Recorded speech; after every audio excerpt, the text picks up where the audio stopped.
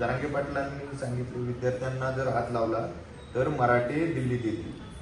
मला वाटतं दिल्लीत येण्याला कोणाचीही बंदी नाही आणि तसं पाहिलं तर अनेक विरोधी पक्षाचे मराठा नेते सुद्धा आणि मराठा विद्यार्थी कार्यकर्ते तिकडे गेलेले आहेत.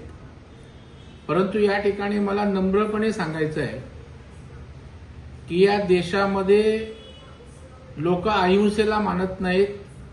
लोकांना देशामध्ये शांतता हवी, शांतताप्रिय आपला देश आहे आणि अहिंसेचा मंत्र आपल्याला महात्मा गांधीजींनी दिला. हे संपूर्ण जग आपल्याकडे त्यांनी बघतं आणि दुसरा आदर्श मराठा समाजानं जगाला घालून दाखवला की लाखोंचे मराठ्यांचे मोर्चे झाले ते शांततामय होते. कुठे गडबड गोंधळण आवाज नव्हता. शांततामय मार्गानं ते मोर्चे निघाले आणि त्याची ताकद आवाजापेक्षा मोठी होती. हे देशानं पाहिलं, जगानं त्या ठिकाणी पाहिलं आणि त्याच्यामुळे मला वाटतं आंदोलनाला समर्थन देणं प्रत्येकाचा अधिकार आहे. परंतु इतर पक्ष ज्या पद्धतीनं आंदोलनावर स्वार होऊन आपली राजकीय पोळी भासतायत तसं कोणीही करता कामा नये. आणि मराठा समाज हा काय कुठल्या पक्षाची जहागिरी नाही, कुठल्या नेत्याची जहागिरी नाही.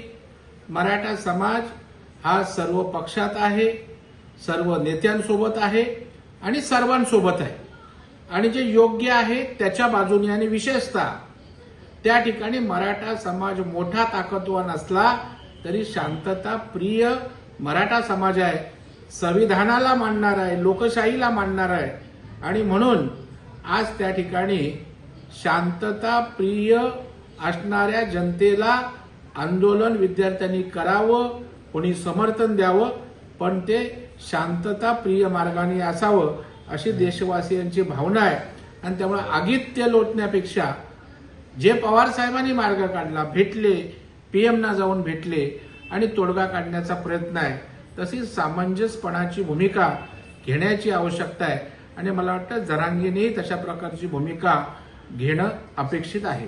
नाही, मला वाटतं आता आंदोलनामध्ये विरोधी पक्षांच्या ज्या काही भाषा आहेत त्या अतिशय घृणास्पद आहेत. उद्धव ठाकरे तर बोलले रावणासारखं मोदी साहेबांना उपमा दिली. या देशाचे पंतप्रधान त्यांना काय उपमा देतात, शरम पण वाटत नाही. राजकारण कुठल्या टोकाला जावं. आता माज बीज हे शब्द मला वाटतं मराठा संस्कृतीचे नाहीत, महाराष्ट्राच्या संस्कृतीचे नाहीत.